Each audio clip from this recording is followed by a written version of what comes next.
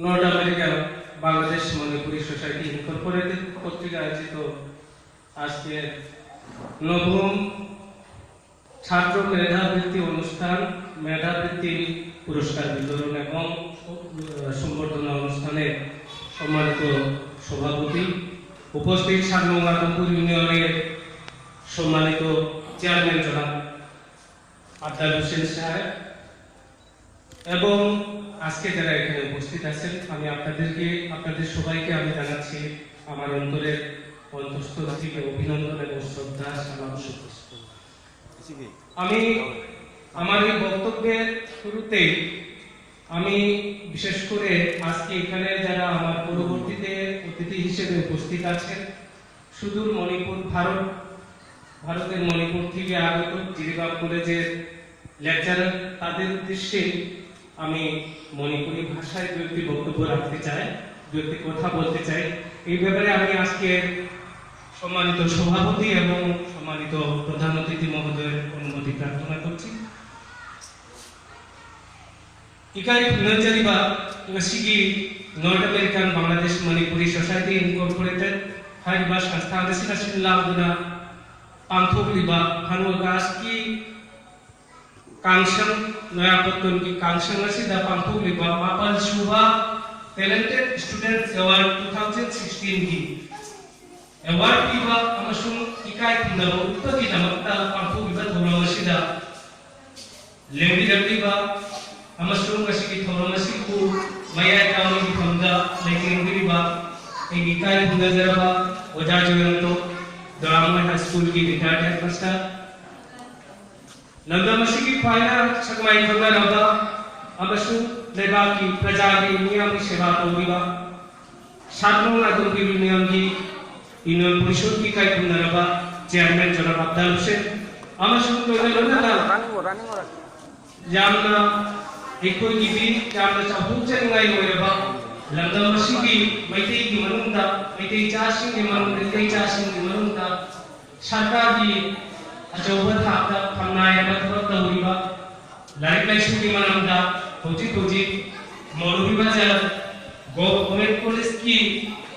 Assistant professor उबिरिबा exam number सिजरबा इना तमकांता लोइना लेक्शन बिरिबा फंफां लांगा लेक्शन बिरिबा slate tax अंचल की टैक्स जोन की डेप्यूटी कमिश्नर ऑफ टैक्सेस एकोगी शांत कुमार सिंह जामना सिजरबा सुजामना सिजरबा का नजरबा गसिगी मिथुने असिदा फंबिरिबा अमसु एकोना जामना लुसिना नसी एकोगी लाइफ बांग्लादेश ता सुंदर थोरमसिमा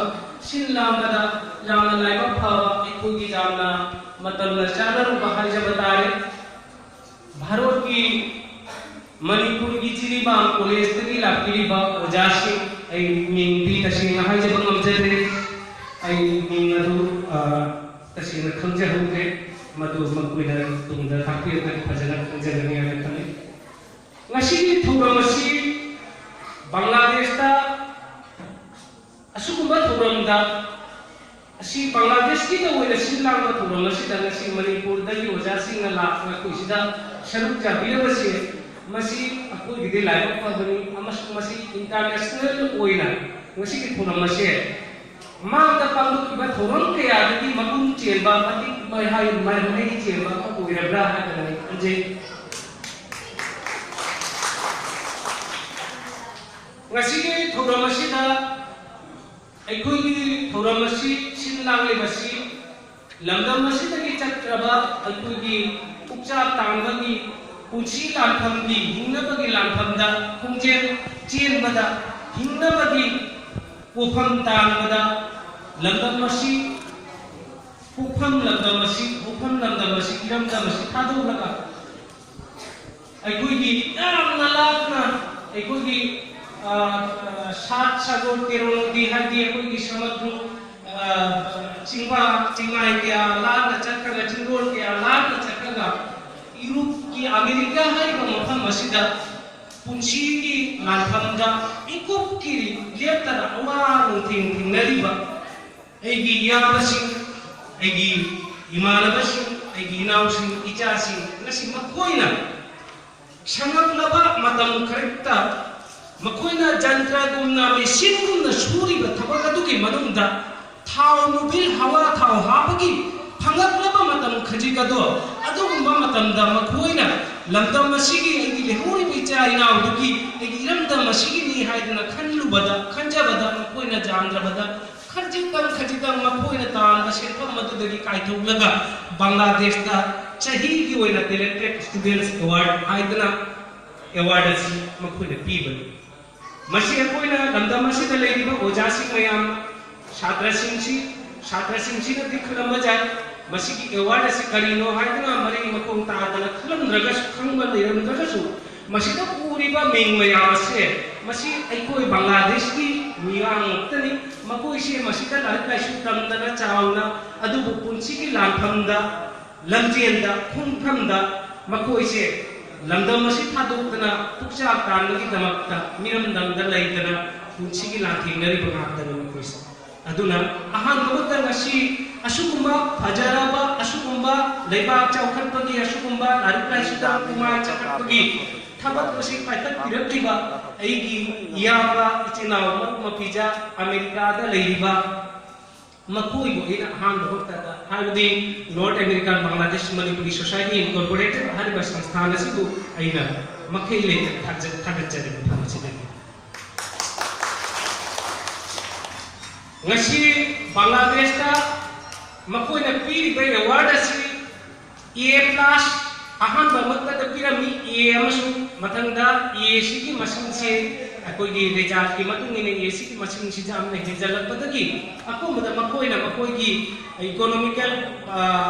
finance ki matung ina makoi committee organization asi ki finance ki committee ki matung ina wari log de dana akoina hadak tagi di akoi A+ makta pirani adagi warita मांग चकी बाबू की बच्चे की क्या आदमी उजी के क्लास करता फंबा महिबुसी मुमसी की अवार्ड से पीरी अवार्ड से मशीन जामदे अवार्ड से फंगला का कना कुमना एकोय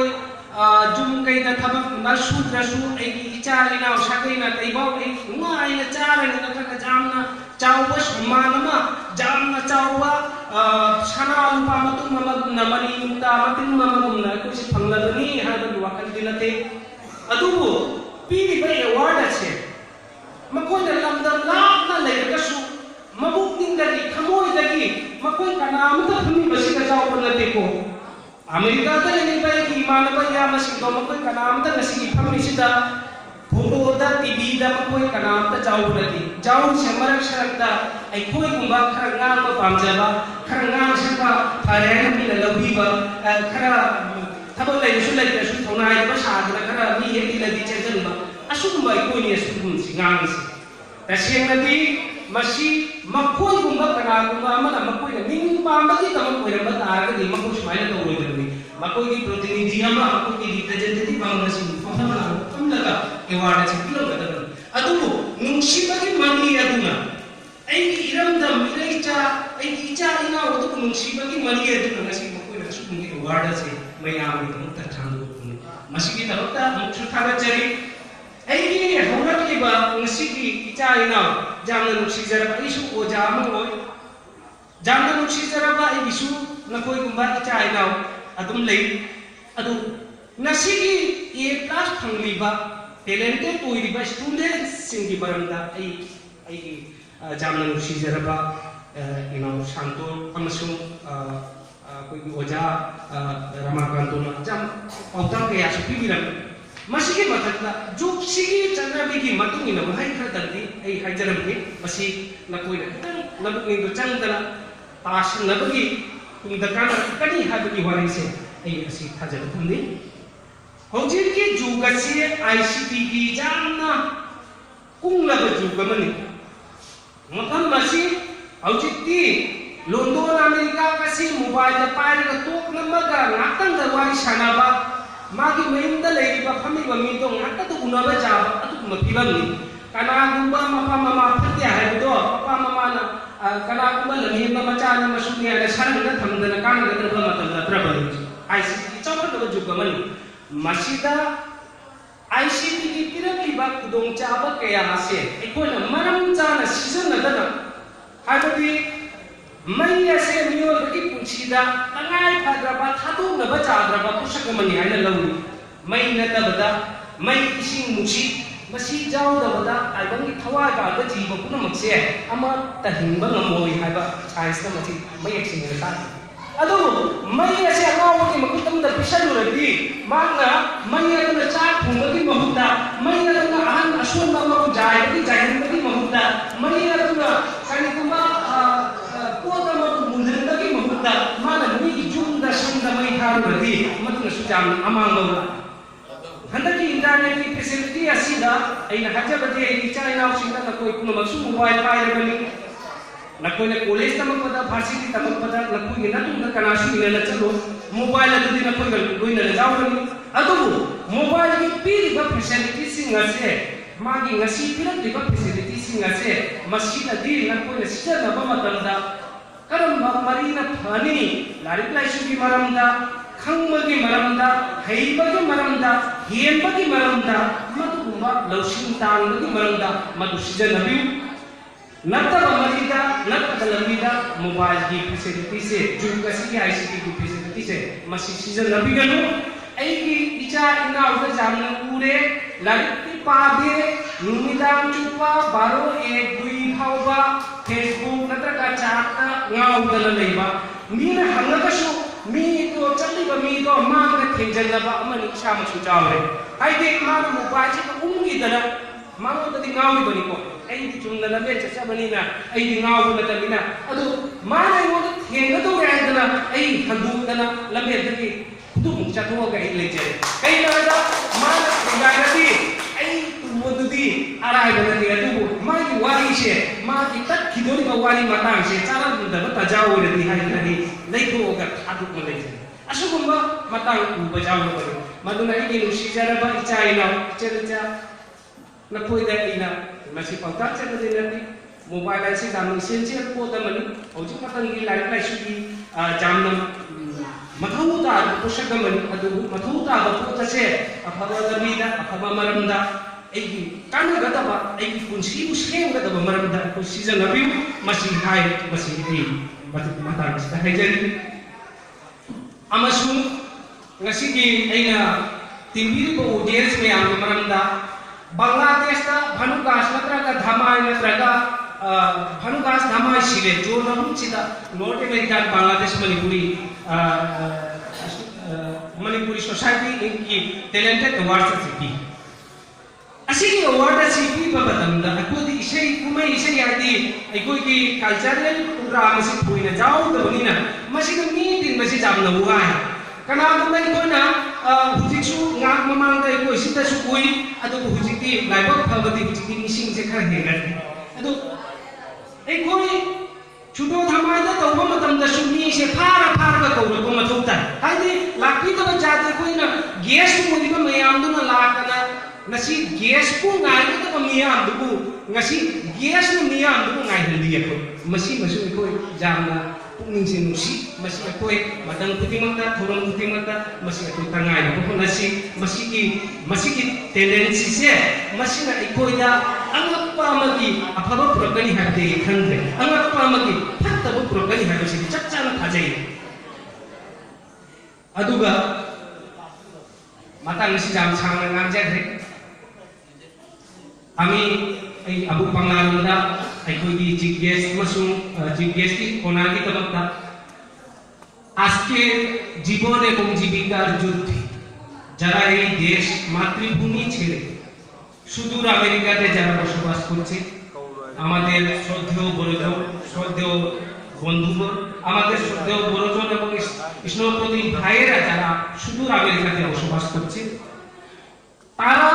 দেশের প্রতি টান তাদের দেশের প্রতি টান দেশের টানেই তারা আজকে এইরকম একটি ট্যালেন্টেড স্টুডেন্টস অ্যাওয়ার্ড প্রদান করছে আজকে 9 বছর প্রতি বছর এই বৃত্তিটি প্রদান করছে তাদের সেই মহতি কাজের জন্য আমি তাদেরকে আবার সাধুবাদ জানাচ্ছি। আজকে এখানে প্রধান অতিথি মহোদয় উপস্থিত আছেন, ৭ নং আদমপুর ইউনিয়নের সম্মানিত চেয়ারম্যান সাহেব উপস্থিত আছেন। আমি চেয়ারম্যান সাহেবের কাছে সবিনয় একটি অনুরোধ রাখবো, বাংলাদেশের বসবাসরত মণিপুরী জাতি গোষ্ঠী সংখ্যার দিক দিয়ে অতি অল্প। আপনি এমন একটি জায়গায় চেয়ারম্যান যেখানে এই এলাকার মণিপুরীরা সারা বাংলাদেশে যত সব জায়গায় মণিপুরীরা ছড়িয়ে ছিটিয়ে আছে। মণিপুরীদের রাজধানী বর্তমানে যদি বাংলাদেশে মণিপুরীদের ক্যাপিটাল সিটি বললে যে জায়গাটাকে বোঝাবো বা যে জায়গাটাকে বোঝায় সেটি হচ্ছে এই আদমপুর। আপনি এইরকম একটি জায়গার চেয়ারম্যান হিসাবে আমি আপনার কাছে বিনীত একটি অনুরোধ রাখবো যে আপনি আমাদের এইরকম ক্ষুদ্র নৃগোষ্ঠী যারা মণিপুরী জাতি গোষ্ঠী হয়ে কাজ করছে, মণিপুরীদের এই অনুষ্ঠানে, মণিপুরীদের যখনই এরকম শিক্ষামূলক অনুষ্ঠানে আপনি আমাদেরকে, বিশেষ করে এই এলাকার ছেলে মেয়েদের জন্য, আমি বলছি না যে সব জায়গার মণিপুরীদের জন্য, আপনি বিশেষ করে এই এলাকার মণিপুরী শিক্ষার্থীদের জন্য আপনার ইউনিয়ন তরফ থেকে যদি দরিদ্র এবং মেধাবী মণিপুরী শিক্ষার্থীদের জন্য যদি প্রতি বছর আপনার ইউনিয়নের ফান্ড থেকে যদি সামান্য পরিমাণও যদি আপনার নামে প্রতি বছর একটা আনুষ্ঠানিকতার মধ্যে দিয়ে যদি দরিদ্র মেধাবী শিক্ষার্থীদের নামে ব্যয় করে যদি দান করেন, আমি মনে করব আপনার সেই দান, সেই আমার সুদূর আমেরিকাতে যারা বসবাস করছে, যারা আমরা আজকে শিক্ষার জন্য কলম হাতে যুদ্ধ করছি, আমরা প্রত্যেকের জন্য এটি একটি হবে অনুকরণীয় উদাহরণ, এটি হবে আমাদের জন্য একটি অনুসরণীয় উদাহরণ। আমি আবার বক্তব্য দীর্ঘায়িত করছি না। আজকে আমার অতিথিবৃন্দ আছে, mata ang sida igi wadi yasi tinsin jaba kita magkamay ang pang